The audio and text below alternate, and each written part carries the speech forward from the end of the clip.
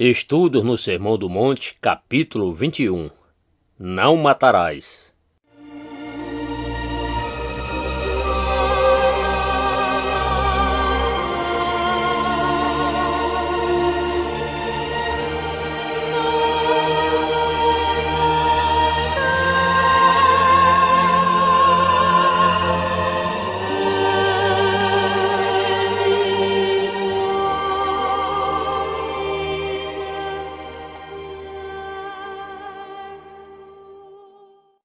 No parágrafo compreendido pelos versículos 21 a 26, temos o primeiro da série de 6 exemplos que o Senhor Jesus apresentou acerca de sua interpretação da lei de Deus, em contraposição à interpretação dos escribas e fariseus.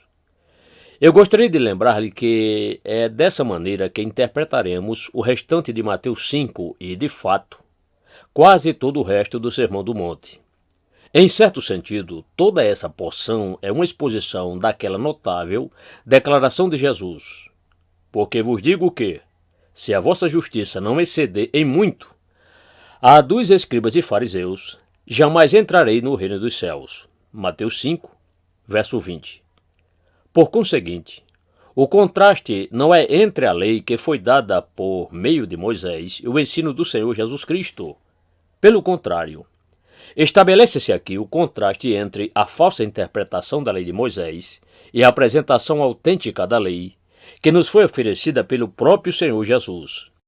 Essa distinção é feita pelo apóstolo Paulo em Romanos 7, onde ele afirma que no seu passado o pensar está observando a lei de uma maneira perfeita.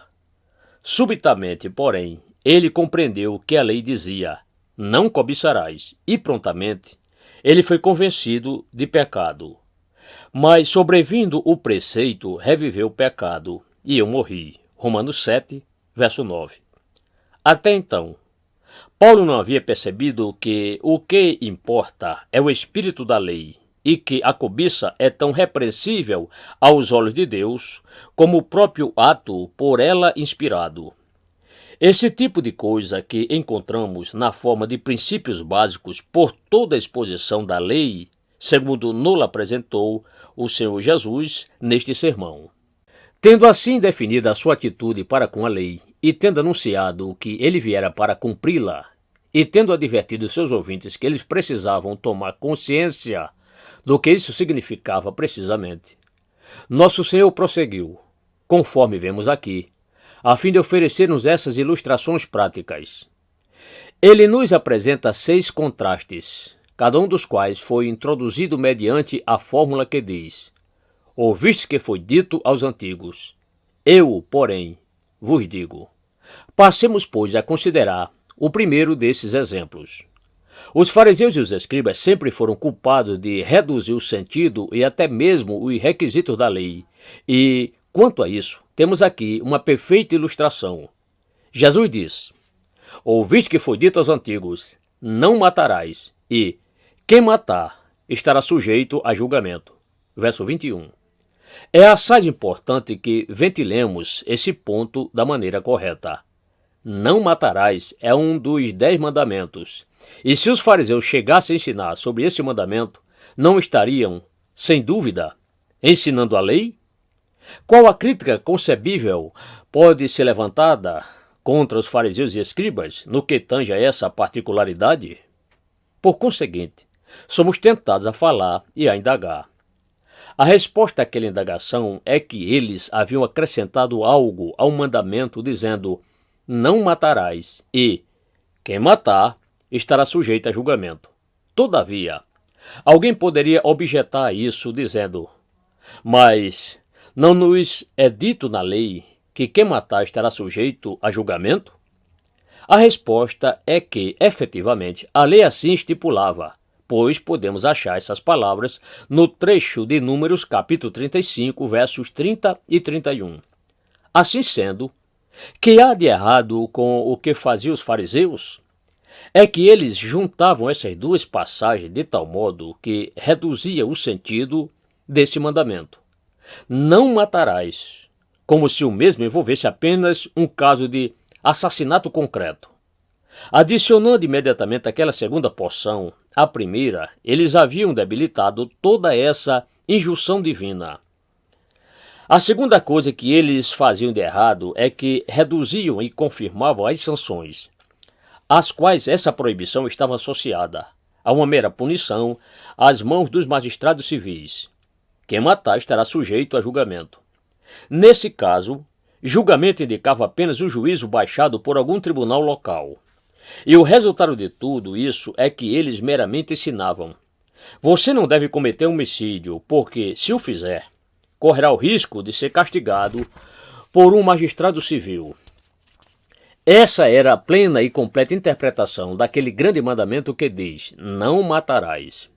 Em outras palavras, os fariseus tinham despido esse mandamento do seu verdadeiro e grandioso conteúdo, reduzindo-o meramente a uma questão de homicídio literal.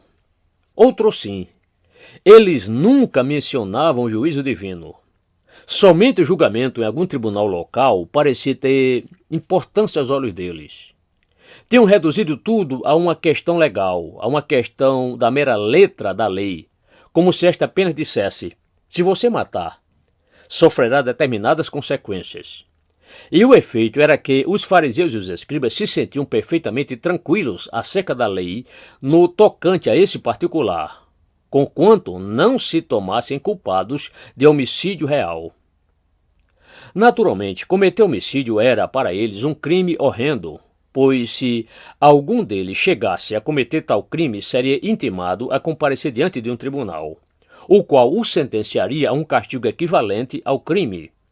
Porém, enquanto um deles não cometesse homicídio literal, tudo lhe corria bem, e podia encarar com tranquilidade e equanimidade o mandamento que determina: não matarás, como também podia pensar: ter observado e cumprido a lei de modo perfeito. Mas nosso Senhor, como que retrucou a isso? Não e não.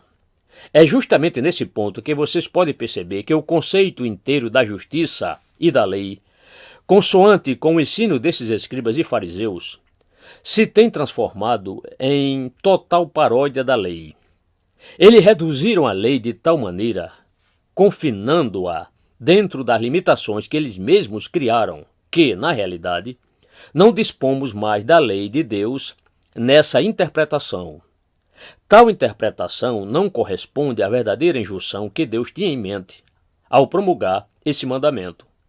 De maneira simples e muito conveniente, eles o reduziram em suas proporções, abrandando os seus requisitos, e ficaram contentes diante do resultado. E é desse modo que eles agora asseveram haver cumprido a lei de maneira perfeita.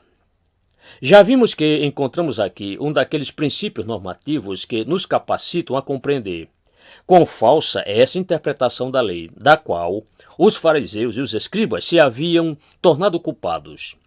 E procuramos salientar aqui que essa é uma tendência da qual, algumas vezes, também nos temos tornados culpados. É possível concebermos a lei de Deus conforme a encontramos nas Escrituras, mas, ao mesmo tempo, defini-la e interpretá-la de tal modo que a transformemos em algo que possamos observar com extrema facilidade, porque só a estamos obedecendo negativamente. E assim podemos chegar a persuadir-nos de que tudo está indo bem conosco.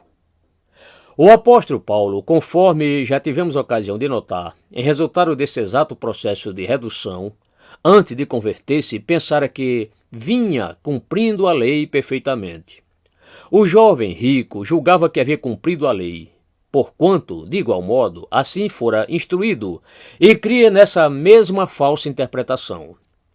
E enquanto você e eu aceitarmos a letra da lei, mas nos esquecemos do espírito da lei, do seu conteúdo e de seu sentido, poderemos enganar-nos a nós mesmos, persuadindo-nos de que somos considerados perfeitamente justos aos olhos da lei.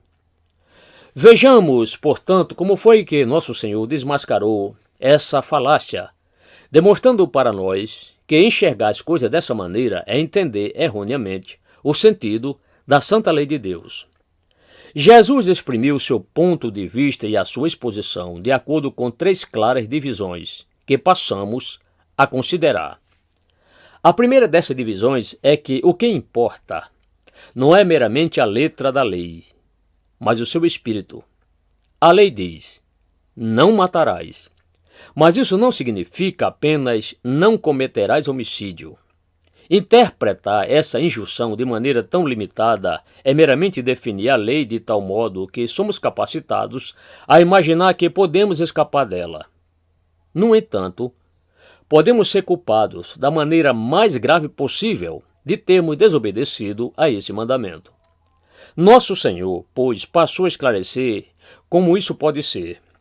Esse mandamento, disse Jesus, inclui não somente o homicídio físico literal, mas também a ira sem motivo, guardada no coração, contra algum irmão. Assim, a verdadeira maneira de compreender esse mandamento que diz não matarás é a seguinte: quem quer que se encolerize contra seu irmão, sem qualquer causa justa, corre o perigo de ficar sujeito a julgamento.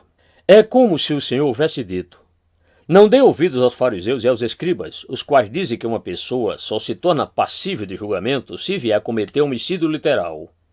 Pois eu estou dizendo a vocês que se alguém se irá contra um irmão sem motivo justo, será passível precisamente da mesma punição determinada por esse mandamento. É por essa altura da exposição que começamos a perceber algo do verdadeiro conteúdo espiritual da lei. Por semelhante modo, é nesse ponto que começamos a entender mais acuradamente o sentido das palavras de Deus quando ele disse que a lei precisa ser cumprida. Na antiga lei, transmitida por meio de Moisés, havia todo esse conteúdo espiritual. A tragédia do povo israelita é que eles perderam de vista esse conteúdo espiritual. Não devemos imaginar, portanto, que, como crentes que somos, estamos inteiramente desvinculados da legislação mosaica. Não, mas a antiga lei determinava que não cultivássemos a ira sem motivo justo em nossos corações contra algum irmão. Para nós que somos crentes, toleramos a ira em nossos corações, de acordo com nosso Senhor Jesus Cristo, e torna-nos culpados de algo que, à vista de Deus, equivale ao homicídio.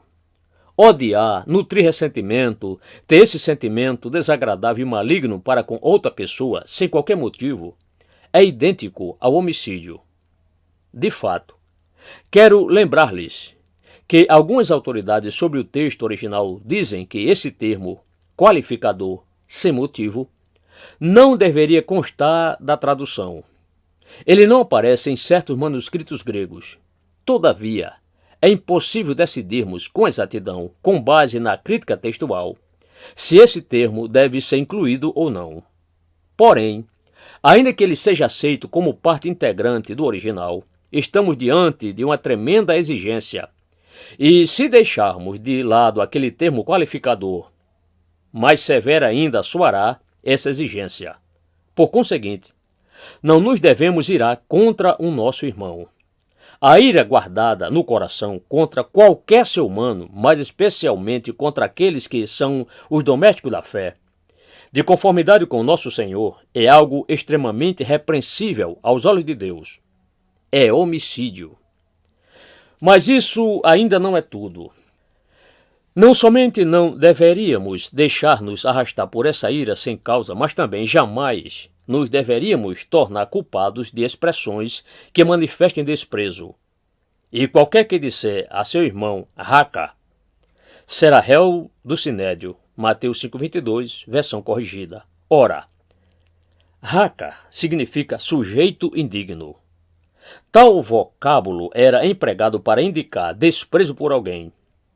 E dessa atitude, infelizmente, todos estamos cônscios, em nosso coração e espírito. Dirigir um insulto desses contra um irmão, chamando-o de raca ou sujeito indigno, conforme explica o Senhor, é algo terrível aos olhos de Deus. E, naturalmente, assim é. Com bastante frequência, nosso Senhor frisou exatamente isso. Você já observou algumas das listas de pecados que o Senhor formulou? Consideremos aquela afirmação que diz: porque de dentro do coração dos homens é que procedem os maus desígnios, a prostituição, os furtos e assim por diante. Marcos 7,21. Conforme você deve estar notando, somos extremamente parecidos com os fariseus e escribas, quanto à maneira de falarmos sobre o assassínio, o furto, o alcoolismo e outros pecados da mesma categoria. Porém, nosso Senhor sempre incluiu os maus desígnios na mesma classe de homicídio e de outros erros, como a contenda, a inimizade, o ludíbrio e muitas outras coisas, as quais não pensamos serem pecados terríveis e graves. Contudo, como é óbvio, no instante em que começamos a meditar sobre essas coisas, analisando a posição assumida por Jesus a respeito delas, vemos quão perfeitamente isso ocorre em nossas vidas. O desprezo ao próximo, que é um sentimento de zombaria ou escárnio, é a atitude que acaba impelindo uma pessoa a cometer homicídio. Talvez tenhamos vários motivos para não permitirmos que tal atitude termine expressando-se na forma de homicídio literal. Infelizmente, porém, por muitas e muitas vezes, nos temos assassinado uns aos outros em nossos corações e em nossas mentes. Não é verdade? Temos admitido maus pensamentos contra algumas pessoas, pensamentos equivalentes ao homicídio. No campo do espírito também surgem dificuldades entre os crentes, impelindo-nos a dizer uns aos outros, raca. Oh, sim! Podemos destruir a nossos semelhantes de outras maneiras que pouco ficam faltando para se caracterizarem como homicídio. Podemos destruir a reputação de um homem, podemos abalar a confiança que outros tenham em um homem sussurrando maledicências ou procurando achar nele erros deliberadamente. Era para coisa dessa ordem que nosso Senhor aqui apontava, e o seu propósito inteiro foi o de mostrar que todas essas coisas estão incluídas no mandamento que determina: não matarás. O assassínio não envolve somente a destruição da vida física de outra pessoa, mas também envolve a tentativa da destruição de sua alma e espírito, derrotando aquela outra pessoa de alguma maneira. Nosso Senhor passou daí para o terceiro ponto. E quem lhe chamar tolo estará sujeito ao inferno de fogo. Está em foco, nessas palavras, alguma expressão abusiva mediante a qual nossa vítima é por nós envilecida. Isso indica a presença de amargura ou ódio no coração, o que se expressa por meio de palavras. Penso que, ao acompanharmos essa análise, podemos ver, conforme já foi salientado no primeiro capítulo deste livro, quão terrível e perigoso para nós é o erro de pensarmos que, por sermos crentes, o Sermão do Monte nada tem a ver conosco, ou de pensarmos que se trata de um ensino que não se aplica aos crentes de hoje. A verdade, entretanto, é que o Sermão do Monte fala para nós hoje e prescruta-nos até ao recesso mais íntimo de nossas almas. Nesta passagem bíblica, defrontamos-nos não somente com o homicídio literal, mas também precisamos levar em conta todas essas maldades do coração, dos sentimentos, das sensibilidades e, em última análise, do próprio espírito. Maldades essas que Deus considera equivalentes ao homicídio. Ora, é lógico que temos aqui uma importantíssima declaração. Alguém poderia indagar: significa isso que a ira é sempre uma emoção errada? E que a ira sempre nos é proibida? Alguma outra pessoa poderia perguntar: não existem ilustrações nas próprias partes do Novo Testamento onde o Senhor dirigiu-se aos fariseus usando termos fortíssimos? Por exemplo, quando ele se referiu a eles, taxando-os de cegos e hipócritas, Mateus 23, ou então quando ele se voltou para certas pessoas e comentou: honestos e tardos de coração, Lucas 24, 25, e insensatos e cegos, Mateus 23, 17? Como pôde Jesus proibir esse tipo de linguagem, para então ele mesmo empregá-la? Como se pode conciliar esse ensino com o capítulo 23 de Mateus, onde Jesus profere ais contra os fariseus? Todavia, não há que duvidar que tal conciliação de maneira alguma é difícil. Quando nosso Senhor proferiu aqueles ais, fê-lo judicialmente. Ele falou com a autoridade que recebera do Pai. Nosso Senhor estava enunciando o seu juízo final contra os fariseus e os escribas. Na sua posição de Messias, ele estava autorizado a agir assim. Jesus lhes oferecera o Evangelho, e toda oportunidade lhes fora dada. Não obstante, eles haviam rejeitado o oferecimento. E não somente isso, mas também devemos lembrar que Jesus sempre proferiu declarações dessa natureza contra a religião falsa e contra a hipocrisia. O que o Senhor realmente queria denunciar era a justiça própria, a qual rejeita a graça de Deus e mesmo assim pretende justificar-se diante do Senhor, ao mesmo tempo que o rejeita. Portanto, aquelas afirmações de Jesus tiveram um caráter judicial. E se você e eu pudermos afirmar que toda e qualquer expressão similar que usarmos revestisse desse mesmo caráter, então estaremos isentos da acusação de sermos culpados desse pecado. Precisamente a mesma coisa se dá no caso dos chamados salmos imprecatórios, que deixam tantas pessoas perturbadas. O salmista, sob a inspiração do Espírito de Deus, proferiu juízo contra não apenas os seus próprios inimigos, mas igualmente contra os inimigos de Deus e contra os que abusam da igreja e do reino de Deus, representados pelo salmista e pela nação de Israel. Quero expressar esse ponto como segue. A nossa ira deve dirigir-se somente contra o pecado. Jamais nos devemos encolerizar com o pecador, mas antes sentir tristeza e compaixão por ele. Disse o salmista: vós que amais o Senhor, detestai o mal. Salmo 97, verso 10. Deveríamos ficar indignados diante do pecado, da hipocrisia, da injustiça e de tudo quanto é mal. Naturalmente, essa é a maneira certa de se obedecer à injunção baixada pelo apóstolo Paulo aos crentes de Éfeso. Irai-vos e não pequeis. Efésios 4, 26. Essas duas coisas não são incompatíveis entre si, de forma nenhuma. A ira de nosso Senhor sempre foi uma justa indignação, sempre foi uma ira santa, uma expressão da ira do próprio Deus. Lembremos-nos de que a ira de Deus se revela do céu contra toda impiedade e perversão dos homens. Romanos 1, verso 18. Contra o pecado, o nosso Deus é fogo consumidor. Hebreus 12, 29. Não há como pôr esse fato em dúvida. Deus abomina o mal.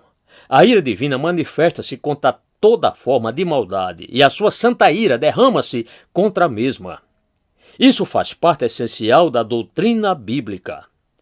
Quanto mais santos nos tornarmos, tanto mais indignação sentimos contra o pecado. Repito, entretanto, que jamais nos devemos irar contra o próprio pecador. Jamais nos devemos irar contra uma pessoa como tal. É mister fazermos a distinção entre o próprio indivíduo e as ações por ele praticadas. Nunca nos devemos tornar culpados de sentir desprezo ou repúdio ou de usar expressões que envileçam ao próximo. Conforme penso, dessa maneira poderemos traçar a linha de distinção entre essas duas coisas. É como se Cristo tivesse afirmado: não imagine que você está sem culpa no tocante a esta injunção simplesmente porque não cometeu homicídio literal. Portanto, qual é o estado do seu coração? Como reage às coisas que lhe acontecem? Você explode de cólera quando alguém faz algo de errado contra você? Ou algumas vezes ira-se contra alguém que nenhum mal lhe fez? Essas são as perguntas que realmente importam. Para coisas assim, é que Deus apontava, quando determinou: não matarás. O homem vê o exterior, porém o Senhor, o coração. 1 Samuel 16, verso 7. E por isso mesmo, ele não se interessa somente pelos nossos atos externos. Deus nos livre de possuirmos um tipo qualquer de justiça própria, mediante a redução da lei de Deus, e algo que pensemos já termos cumprido, ou que estejamos certos de que não nos inclinamos por transgredir. Examine-se, pois, o homem a si mesmo. 1 Coríntios 11, 28. Passemos agora à segunda declaração. Nossa atitude não deve ser negativa, e sim positiva. Nosso Senhor coloca a questão com as palavras seguintes. Temos enfatizado o aspecto negativo. Ele passa a considerar o lado positivo, dizendo: Se, pois, ao trazeres ao altar a tua oferta, ali te lembrares de que teu irmão tem alguma coisa contra ti, deixa perante o altar a tua oferta. Vai primeiro reconciliar-te com teu irmão, e então, voltando, faze a tua oferta. Mateus capítulo 5, versos 23 e 24. Essa é uma declaração das mais significativas e importantes. Não somente não convém que abriguemos pensamentos homicidas e malignos em nossos corações contra outras pessoas, mas também o mandamento que nos proíbe de matar realmente indica que deveríamos tomar passos positivos para nos reconciliarmos com nosso irmão. O grande perigo é que estaquemos naquilo que é apenas negativo, e então sintamos que, enquanto não tivermos cometido homicídio literal, tudo estará correndo bem conosco. Porém, há um segundo estágio que facilmente esquecemos e pensamos, muito bem, não devo cometer homicídio literal e não devo dizer coisas insultuosas ao meu próximo. Devo guardar os meus lábios e, embora um pensamento mau me suba à mente, não devo expressá-lo sob a forma de palavras. Nesse ponto, tendemos por parar e então pensar, enquanto eu não disser algum insulto, tudo irá bem comigo. Entretanto, nosso Senhor ensinou que não podemos nem mesmo parar aí, pois nem ao menos podemos abrigar pensamentos e sentimentos adversos no coração. Todavia, é por essa altura que muitos param. No momento em que esses horríveis e indignos pensamentos tendem por subir aos seus corações, transferem seus pensamentos para algo positivo e correto. Tal atitude está certa, contando que não estaquemos nesse ponto. Devemos não somente reprimir esses pensamentos maldosos e indignos, ensina-nos Cristo, mas cumpre-nos fazer ainda mais do que isso. Estamos na obrigação de dar os passos necessários para remover a causa da dificuldade. Precisamos ter por escopo algum alvo positivo. Precisamos chegar ao estágio em que nada reste de errado, no nível do espírito, do nosso espírito e no espírito de nosso irmão. Nosso Senhor reforçou o ponto lembrando-nos, nos versículos 23 e 24, acerca de um perigo extremamente sutil que nos ameaça a vida espiritual. O terrível perigo de tentarmos fazer expiação por nossa falha, equilibrando o mal com o bem. Penso que todos sabemos do que se trata. Todos precisamos declarar-nos culpados dessa manobra astuciosa. O perigo é o de fazermos certos sacrifícios cerimoniais na tentativa de encobrir alguma falha moral. Os fariseus eram muito hábeis nessa manobra. Frequentavam o templo com regularidade. Eram sempre minuciosos quanto a essas questões de detalhes e pormenores da lei. Porém, o tempo todo julgavam e condenavam ao próximo com o desprezo que lhe votavam. Evitavam qualquer despertamento da própria consciência, pensando, afinal de contas, estou adorando a Deus, estou oferecendo a minha oferta sob o altar. Posso afirmar que todos sabemos como funciona essa tendência de não enfrentarmos diretamente a convicção que o Espírito Santo produz em nossos corações, mas preferimos dizer a nós mesmos, ora, pois, estou fazendo isto ou aquilo, estou envidando grandes esforços quanto a este particular?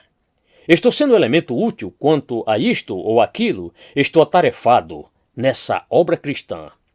Contudo, o tempo todo, não estamos cuidando da inveja que talvez estejamos nutrindo contra outro obreiro cristão, ou então estamos tolerando algum erro em nossa vida pessoal e privada. Assim, procuramos contrabalançar uma coisa com outra, pensando que o bem que estamos praticando pode anular aquele mal que fizemos. Mas o Senhor declara a respeito disso, não e não. Deus não aceita tal manobra. Mas Jesus lhe disse, vós sois os que vos justificais a vós mesmos, diante dos homens, mas Deus conhece o vosso coração, pois aquilo que é levado entre homens é abominação diante de Deus. Lucas 16, verso 15. Essa questão segrega-nos o Senhor. É tão importante que mesmo que eu já esteja defronte do altar, a fim de oferecer a Deus um sacrifício, mas ali, subitamente, lembrar-me de que algo que fiz ou disse que esteja levando algum irmão a tropeçar ou escandalizar-se de alguma maneira, ou se eu notar que estou nutrindo pensamentos indignos e maldosos a respeito dele ou de qualquer outra maneira, eu esteja servindo de empecilho para a vida dele, então, conforme nosso Senhor declarou, e gostaria de dizê-lo com toda a reverência, deveríamos deixar Deus esperando pela nossa oferenda, ao invés de oferecê-la com toda essa culpa nas costas. É necessário que, primeiramente, eu procure consertar a situação com meu irmão. Somente depois poderei retornar e oferecer meu sacrifício. Aos olhos de Deus, não há qualquer valor em um ato de adoração se eu estiver nutrindo algum pecado do qual eu tenha consciência. O salmista expressa a questão como segue: se eu no coração contemplar a vaidade, o Senhor não me teria ouvido. Salmo 66, verso 18. Se eu, na presença de Deus, enquanto procuro adorar ativamente ao Senhor, reconhecer que no meu coração oculta-se um pecado do qual ainda não tratei e nem confessei, então meu ato de adoração será vão. Não haverá nele valor nenhum. Se você estiver consciente de que está em inimizade com alguém, se você não está dirigindo a palavra a algum irmão, ou se você está tolerando pensamentos indignos contra alguém, servindo-lhe de obstáculo e empecilho, então a palavra de Deus assegura que qualquer tentativa de adoração que você fizer não terá qualquer valor. Tal tentativa de nada adiantará, pois o Senhor não ouvirá. Ou então consideremos aquilo que se lê em 1 João capítulo 3, verso 20. Pois, se o nosso coração nos acusar, certamente Deus é maior do que o nosso coração e conhece todas as coisas. Não há utilidade e nem propósito em orarmos ao Senhor quando sabemos que nossos próprios corações laboram um erro contra algum irmão.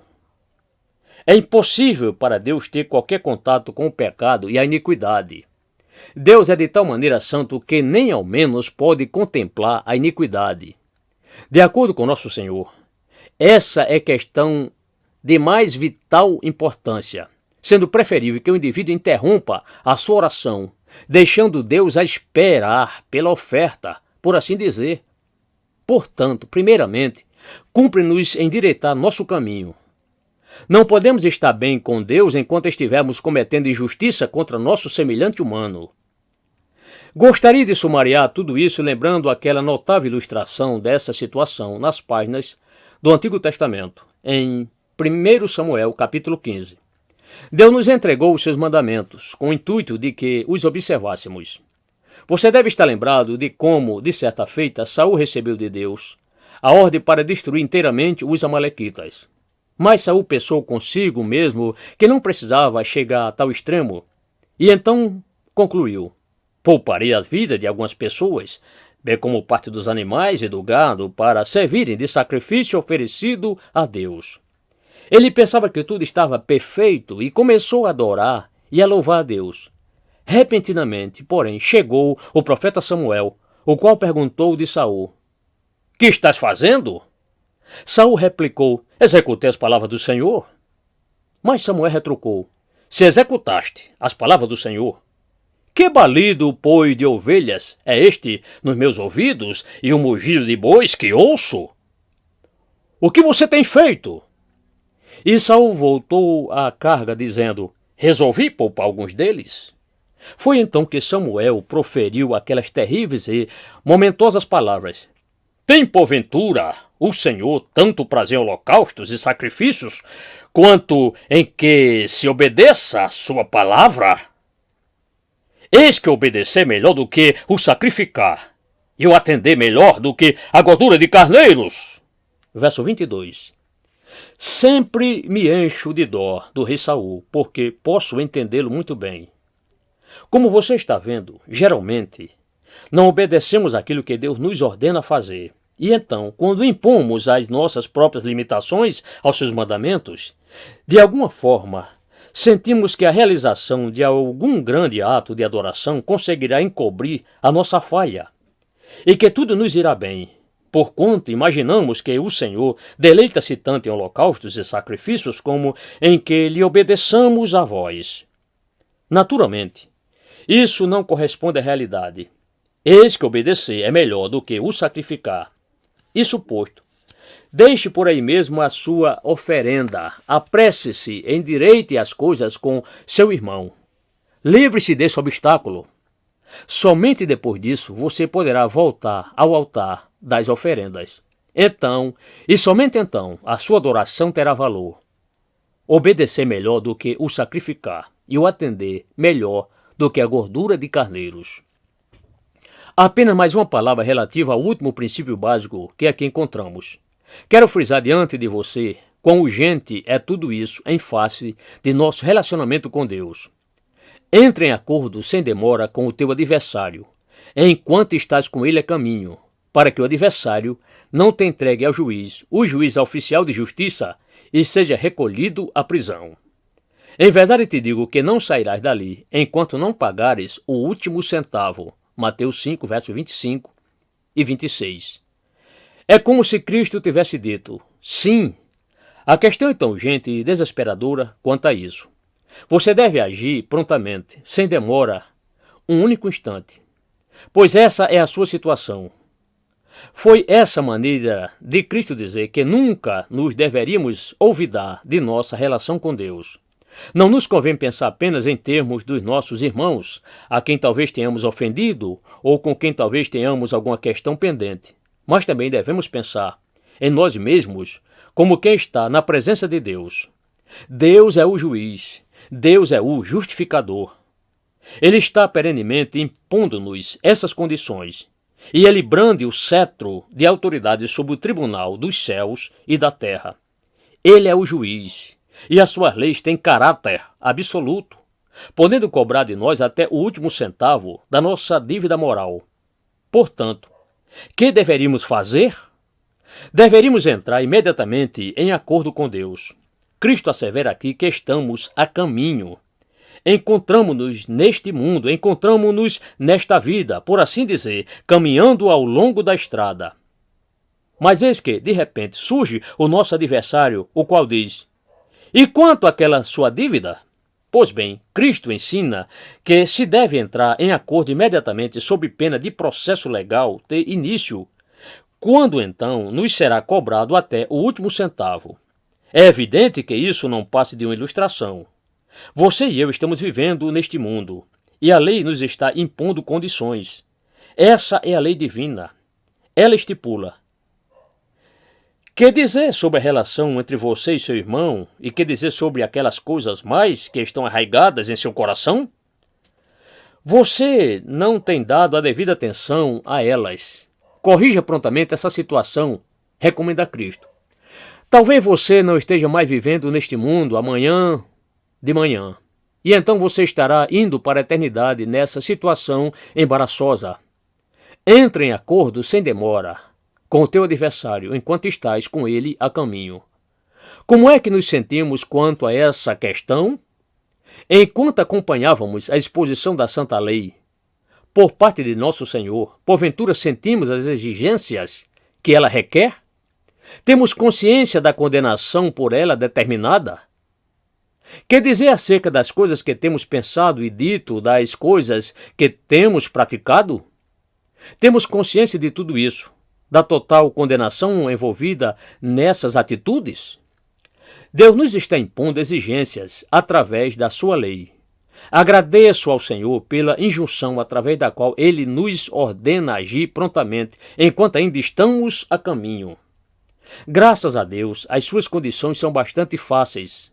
Essas condições estabelecem que eu devo enfrentar e reconhecer o meu pecado, de modo tal e absoluto que eu ponha paradeiro a qualquer tentativa de autodefesa, de autojustificação, embora aquela outra pessoa talvez me tenha provocado ao revide. Tão somente precisamos confessar e admitir diante de Deus, sem qualquer reserva, os nossos erros. Se houver qualquer coisa que eu possa fazer na prática quanto a esses erros, preciso providenciar sem tardança. Preciso humilhar-me, preciso tornar-me, por assim dizer, insensato, para fazer tudo quanto for possível com o intuito de remover a barreira e o obstáculo. Somente então Deus me dirá que está tudo passado. É como se Deus viesse a dizer-me, endireitarei as coisas com você, e de fato perdoarei todos os pecados, embora você seja culpado como notável pecador diante de meus olhos. E quanto à conta de sua dívida para comigo, a qual você jamais poderia saldar, enviei meu filho ao mundo para que ele a pagasse em seu lugar. Cristo cancelou inteiramente a sua dívida. Ele não fez isso porque você é uma pessoa amável, gentil e boa.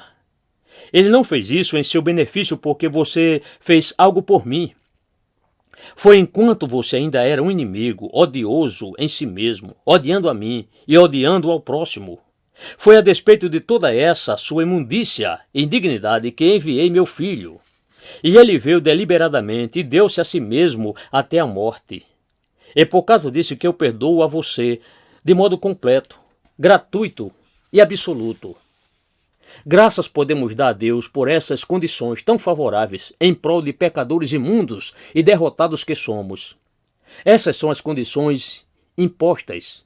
Arrependimento e confissão de pecado, os mais absolutos, independente de tudo quanto pudermos fazer, no que concerne a restituição, bem como reconhecimento de que estamos perdoados exclusivamente em face da graça divina, manifestada claramente no alto sacrifício amoroso e dedicado do Filho de Deus sobre a cruz do Calvário. Chegue o crente a um acordo imediato com seu adversário. Não demore. Se porventura você se convencer de alguma falta nesse instante, venha.